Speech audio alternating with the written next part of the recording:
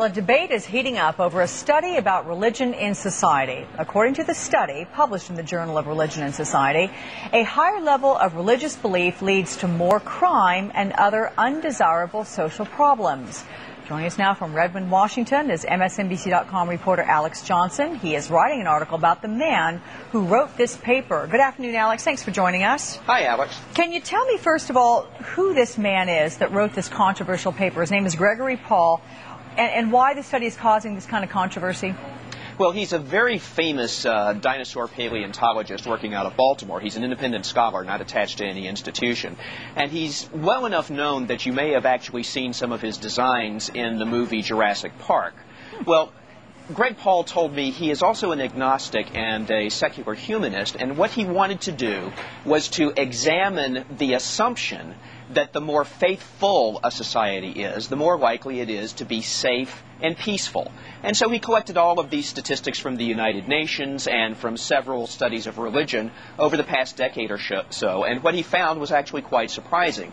What he found was that the more faithful a nation is, the more likely it is to have what he calls markers of social pathology, like homicide, suicides, rape, unwed pregnancy, teen pregnancy, and the like.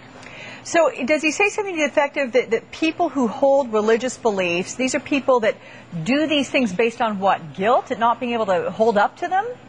Well, actually, I need to make one small correction here. Greg Paul was very careful in his paper to say that all he's done is collect these statistics. He says explicitly in the paper that he's not saying that one causes the other. What he's showing is a correlation, not causation.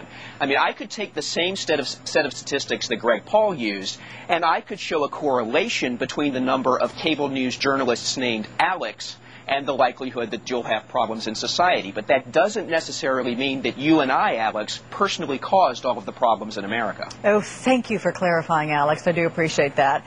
I got to ask about how this compares with countries around the world, because he studied only the United States, right? Well, he studied the United States and about a dozen and a half other of what he called rich westernized democracies, most of them in North America and in Europe, plus Japan.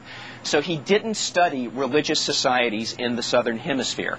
So he's trying to draw the closest possible comparison he can in terms of economics and demographics. And I've got to ask what the reaction from religious groups is to all of this. Well, as soon as this paper hit publication, Greg Paul essentially joined the Antichrist of the Month Club. Yeah. Most mainstream religious leaders and thinkers and bloggers have pretty much gone to town on trashing this guy because, you know, the paper is written in a very dry academic style, and so it's got a lot of long sentences and long words and complicated concepts. And so the disclaimer he made in there about causation and correlation is often lost. And so you have some fairly famous religious people accusing Greg Paul of trying to say that religion causes problems when he's not actually saying that in the paper. And are they hoping that's going to be the end of it, that they go after him this way and then that's it? Well, they may be hoping that, but I don't think that's going to happen. Greg Paul told me he's now planning to write a book about this.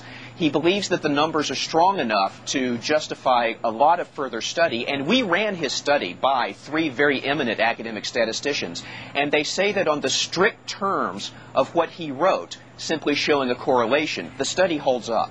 Okay, but it means it's almost a semantics game you have to play when you're reading. You should be very specific to what he alleges and those kinds of details, right?